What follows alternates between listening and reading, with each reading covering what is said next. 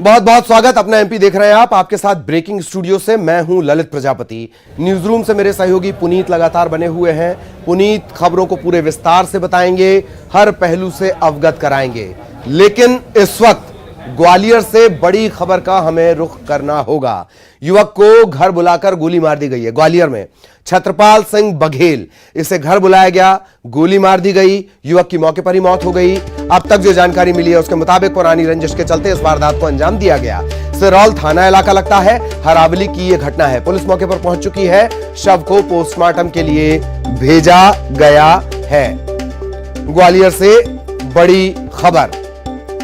पुरानी रंजिश में छत्रपाल सिंह बघेल को घर पर बुलाया गया और घर पर बुलाकर जो आरोपी हैं उन्होंने गोली मार दी।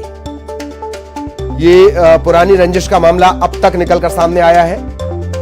युवक की मौके पर मौत हो गई है। सिरोल थाना इलाका लगता है और हुरावली की ये पूरी घटना है।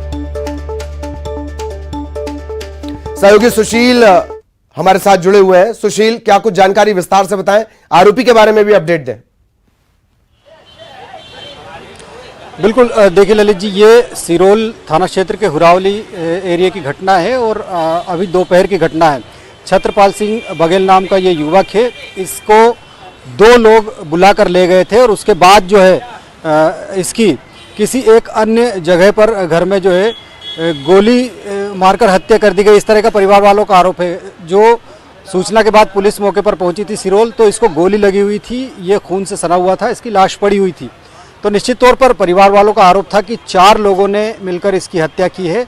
और इसी सूचना के बाद जब सिरोल पुलिस मौके पर पहुंची तो हुरावली से, जहां ये घटना स्थल है, वहां से छत्रपाल के शव को पुलिस ने अपने अभिरक्षा में लेकर पीएम के लिए जयरोग्य अस्पताल रवाना किया है।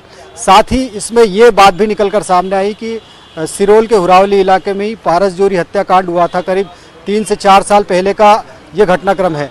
तो उस घटनाक्रम में भी जो छत्रपाल सिंह, जिसकी आज मौत हुई है, बताया जा रहा है कि उसकी हत्या हुई है, तो छत्रपाल सिंह के रिश्तेदार कुछ लोग जो है पारसजोरी हत्याकांड से जुड़े हुए थे, इस तरह का परिवार वालों का ही कहना है।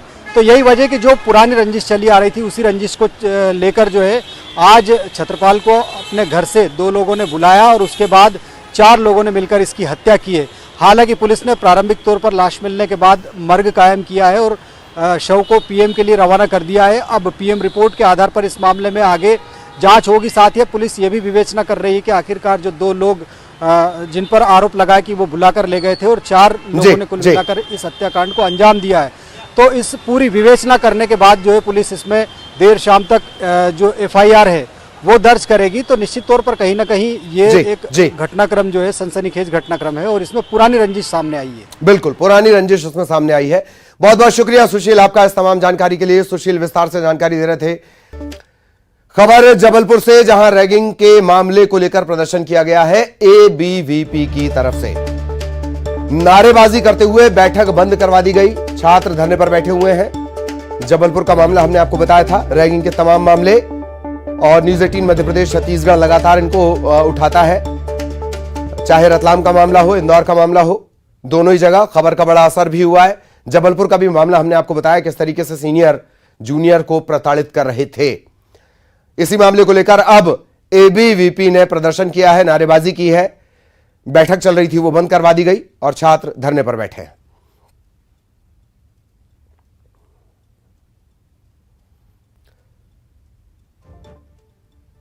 तो खबर जबलपुर से आप देख रहे हैं। एबीवीपी के छात्र पहुंचे, बैठक चल रही थी, इन्हें बाहर निकलवा दिया गया और अब छात्र बाहर बैठकर नारेबाजी कर रहे हैं, प्रदर्शन कर रहे हैं। प्रबंधन के खिलाफ नारे लगाए जा रहे हैं। रानी दुर्गावती विश्वविद्यालय का पूरा मामला है। रैगिंग का मामला उजागर हुआ था। न्यूज 18 ने सबसे पहले आपको बताया था। प्रतीक हमारे साथ जुड़े हुए हैं। प्रतीक, एबीवीपी का प्रदर्शन, फिलहाल क्या स्थिति? बैठक भी उन्होंने बंद करवाई है। दलित फिलहाल जो है बैठक स्थगित हो गई है और एबीवीपी का सीधा आरोप यह है कि हॉस्टल में रैगिंग हो रही है। इसके अलावा जो अनियमितताएं हैं, बिल्डिंग जर्जर। तो बिल्कुल पवन, जिस बात की तरफ थोड़ा सुधार कर दें, पवन हमारे साथ जुड़े हुए हैं। पवन, पूरी जानकारी आप दें जरा। जी बिल्कुल, ये 3 दिन से ये मामला चल रहा है। हाल ही में जब फर्स्ट ईयर के एक छात्र ने ऑनलाइन यूजीसी में शिकायत की थी रैगिंग की, कि हॉस्टल के अंदर रैगिंग होती है और छात्रों को बिना कपड़ों के हॉस्टल में घुमाया जाता है, आधी रात में ठंडे पानी से उन्हें नहलाया जाता है। इस शिकायत के बाद से फिर एनएसयूआई, एबीवीपी और तमाम छात्र संगठन जो है वो सक्रिय हुए, जो आरडीवीवी में लगातार प्रदर्शन और ज्ञापन दे रहे हैं, प्रदर्शन कर रहे हैं, ज्ञापन दे रहे हैं। आज जब एक बैठक चल रही थी जिसमें कुलपति खुद प्रबंधन के साथ बैठक में शामिल थे, तभी एबीवीपी के सैकड़ों कार्यकर्ता यूनिवर्सिटी में गेट तोड़ते हुए अंदर चले गए और जहां पर बैठक चल रही थी वहां घुसकर बैठक रुकवा दी। लेकिन और पवन, अपनी मांगों को प्राथमिक तौर पर एक अपराध को रोकने के लिए कानून का तमाशा बना देना, यह भी जायज नहीं कहा जा सकता पवन। बिल्कुल ये तरीका जो है एबीवीपी का, ये इसे जायज नहीं ठहराया जा सकता।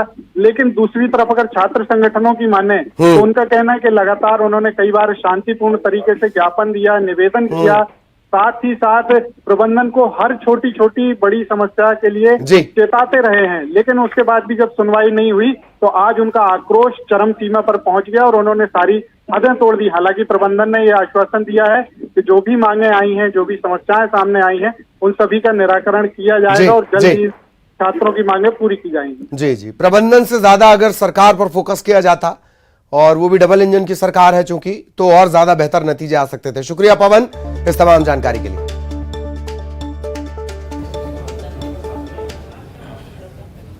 चलिए आगे बढ़ते हैं। बात अब हर घर तिरंगा अभियान की करते हैं, जिसको लेकर मुख्यमंत्री शिवराज सिंह चौहान ने आज अपना संबोधन दिया और वीडियो कॉन्फ्रेंसिंग के जरिए अभी हाल ही में त्रिस्तरीय पंचायत चुनाव हुए हैं और जो जनप्रतिनिधि निर्वाचित हुए हैं उनसे मुख्यमंत्री ने वीडियो कॉन्फ्रेंसिंग के जरिए बातचीत की है। इसके साथ ही उन्होंने उन बच्चों से भी बात की जिन बच्चों ने कोरोना काल में अपने माता पिता को गंवा दिया था।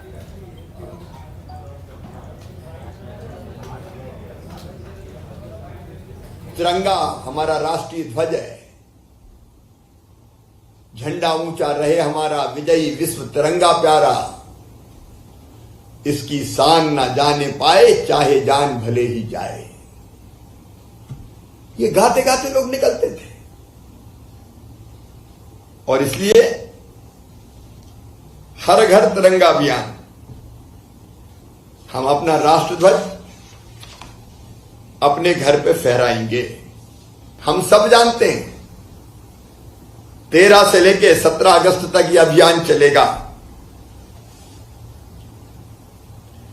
11 अगस्त से 17 अगस्त तक आजादी की 75वीं वर्षगांठ के अवसर पर स्वतंत्रता सप्ताह मनाया जाएगा 11 से 17 तक।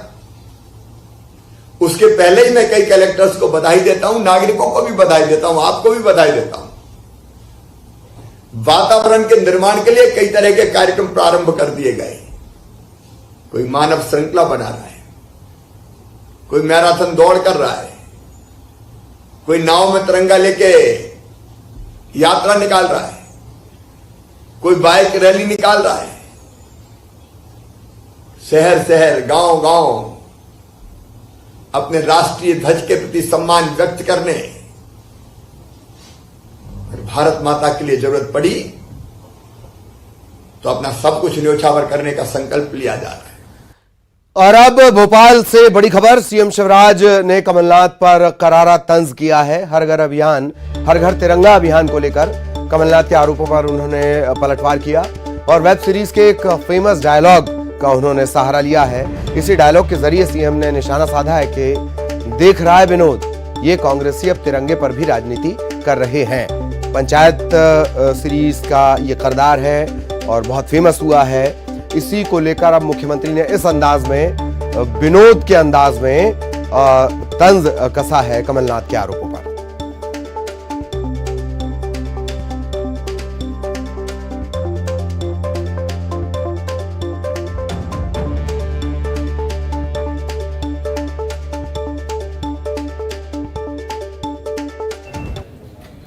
चलिए आगे बढ़ते हैं और अब बात करते हैं कांग्रेस के प्रदर्शन की। कांग्रेस ने हालांकि पहले ही प्रदर्शन का ऐलान किया था। महंगाई लगातार जो बढ़ रही है इसको लेकर, इस मुद्दे को उठाते हुए, बेरोजगारी के मुद्दे को उठाते हुए और साथ ही खाद्य पदार्थों पर जो जीएसटी लगाई गई है हाल ही में, इन तीनों मुद्दों को लेकर कांग्रेस की तरफ से आज पूरे देश में प्रदर्शन किया गया और इसी के तहत आज भोपाल में भी कांग्रेस का प्रदर्शन देखा गया।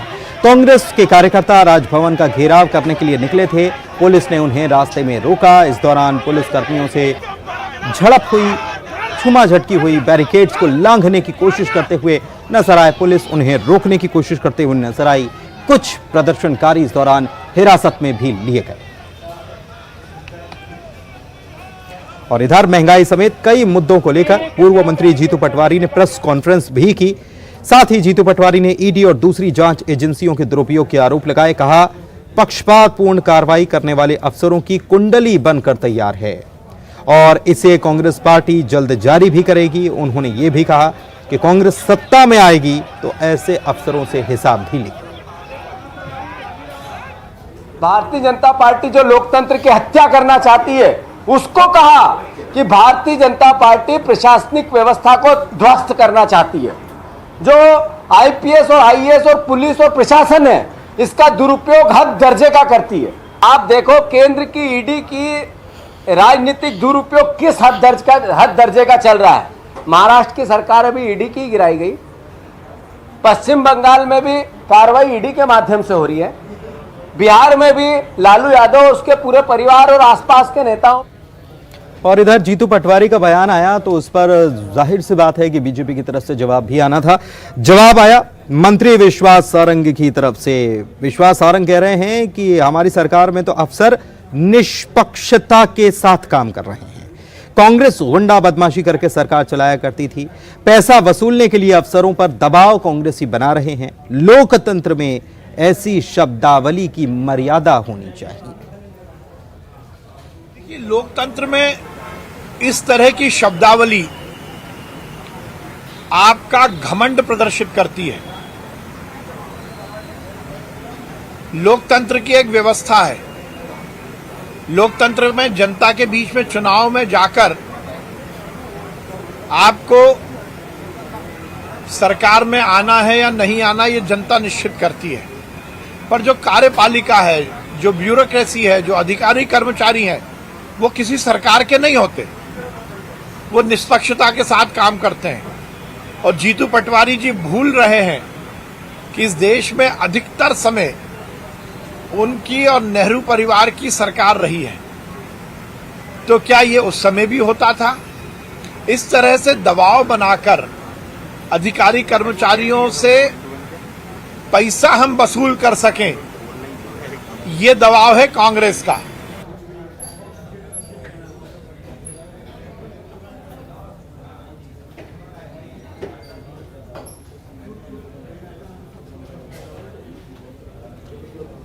हर घर तिरंगा अभियान को लेकर कमलनाथ बीजेपी पर हमलावर हैं और उन्होंने एक ट्वीट किया जिसमें उन्होंने लिखा कि जिन लोगों का आज़ादी के संघर्ष में कोई योगदान ही नहीं था, वो लोग तिरंगे की बात कर रहे हैं, वो तिरंगे के सम्मान की बात कर रहे हैं। इसी मामले पर प्रदेश सरकार में मंत्री हरदीप सिंह डंग ने कमलनाथ पर निशाना साधा और कमलनाथ को सबसे बड़ा ढोंगी बता दिया। कांग्रेस है ना, अब इनके पास कोई न तो मुद्दे रहे हैं और देश हित में जो काम हो रहा है, अगर तिरंगा लगाते हैं, जिनकी आन बान और शान के लिए कई लोगों ने शहादत दी है, और आज तिरंगे का जब मान सम्मान करने की बात आती है और ऐसे शब्द बोले जाते हैं, कहा जाता है ये ढोंग कर रही है। सबसे बड़े अगर ढोंगी तो कमलनाथ जी। और अब ग्वालियर से बड़ा अपडेट, बीजेपी ने सभापति का चुनाव जीता है। बीजेपी की तरफ से मनोज तोमर ये 1 वोट से जीते हैं। मनोज तोमर को 34 वोट मिले, जबकि कांग्रेस की तरफ से लक्ष्मी सुरेश गुर्जर को 33 वोट मिले। 34-33 इस तरह से वोट मिले। कलेक्टर और पीठासीन अधिकारी कौशलेंद्र विक्रम सिंह ने सभापति पद पर मनोज सिंह तोमर को निर्वाचित घोषित किया है। इसी सभापति पद को लेकर तमाम तरह की कवायदें पिछले कुछ दिनों आपने देखी होंगी। प्रद्युम्न सिंह तोमर मिठाई खिलाते नजर आ रहे हैं और आशीर्वाद दिलाने भी प्रद्युम्न सिंह तोमर ही ले गए थे। तो बीजेपी ने सभापति का पद जीत लिया है। खबर सागर से न्यूज 18 की खबर का बड़ा असर। जयसिंहनगर पंचायत सचिव आशाराम साहू निलंबित। जिला पंचायत सीईओ ने यह कार्रवाई की है। महिला पंचों की जगह परिजनों को शपथ दिला दी गई थी। देवर को, पिता को, पति को शपथ दिला दी गई। न्यूज 18 ने प्रमुखता से इस खबर को दिखाया। न्यूज 18 ने इस खबर के साथ साथ इस बात पर भी आधी आबादी के अधूरे हक पर सवाल भी खड़े किए और आखिरकार उसका नतीजा सचिव पर कार्रवाई हुई है। जयसिंहनगर पंचायत सचिव आशाराम साहू निलंबित कर दिए गए हैं।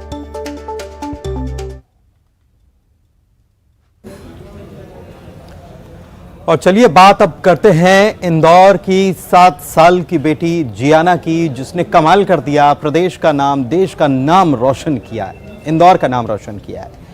दरअसल जियाना के बारे में यह है जानकारी कि उन्हें 195 देशों से जुड़ी 7 अहम चीजें कंठस्थ याद हैं। इसमें उन देशों के फ्लैग का रंग, उनकी डिजाइन, वहां की करेंसी आदि चीजें शामिल हैं। और ये 195 देश हैं जिनकी पूरी जानकारी, 7 प्रकार की जानकारी जियाना को पता है। इसी के चलते जियाना का नाम world book of records London में भी दर्ज किया गया है।